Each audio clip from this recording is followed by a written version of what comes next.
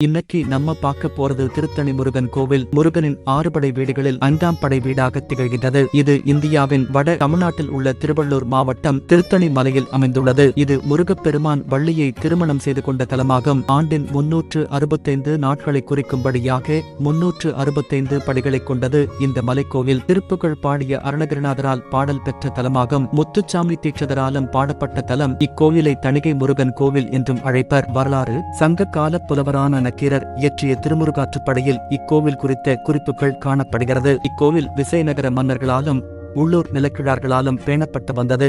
தேவர்களுக்கு தீராத துன்பம் கொடுத்து வந்த சூரபத்மனுடன் போர் புரிந்து தேவர்களின் துயரத்தை நீக்கி வள்ளியை மணந்து கொள்ள வேடர்களுடன் விளையாட்டாக போர் புரிந்து முருகப்பெருமான் கோபம் தணிந்து அமர்ந்த தலம் திருத்தணி ஆகும். ஆகையால் இந்த தலம் தணிகை என பெயர் பெற்றது. தேவர்கள் பயம் நீங்கிய இடம், முனிவர்கள் காமவிகுளி மயக்கங்களாகிய பகைகள் தணியும் இடம், அடியார்களின் துன்பம், கவலை, பிணி, வறுமை முதலியவற்றை தணிக்கும் இடமாதலாலும் திருத்தணி என பெயர் பெற்றது. முருகன் இத்தலத்தில் ஒரு தனிமலையில் உள்ளார். இம்மலையின் இரு பக்கங்களிலும் மலைத்தொடர்ச்சி பரவியுள்ளது.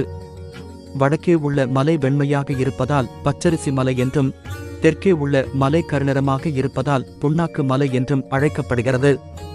சரவணப் பொய்கை என்ற புகழ்மிக்க குமார தீர்த்தம் என்ற திருக்குளம் மலையடிவாரத்தில் உள்ளது.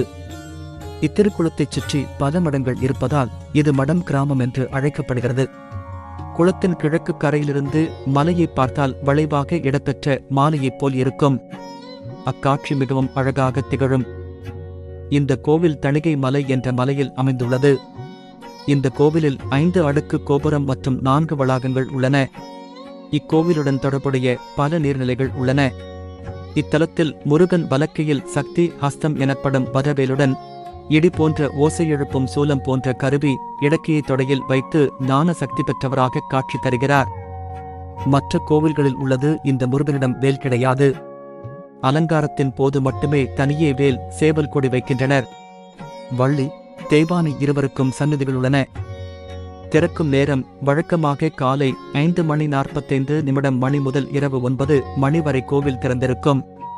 சிறப்பு நாட்களில் கோவில் முழு நாளிலும் மதியம் 12 மணி முதல் மாலை 3 மணி வரை திறந்திருக்கும். அமைவிடம் அரக்கோணத்தில் இருந்து 18 கிலோமீட்டர் தொலைவிலும், சென்னைக்கு வடமேற்கே 84 கிலோமீட்டர் தொலைவிலும், ஆந்திர மாநில எல்லைக்கு அருகே திருத்தணி அமைந்துள்ளது. சென்னையிலிருந்து திருத்தணி செல்ல பேருந்து மற்றும் தொடருந்து வசதிகள் உள்ளது. ஒரு முறையாவது சென்று பார்த்து வாருங்கள் திருத்தணி முருகனை.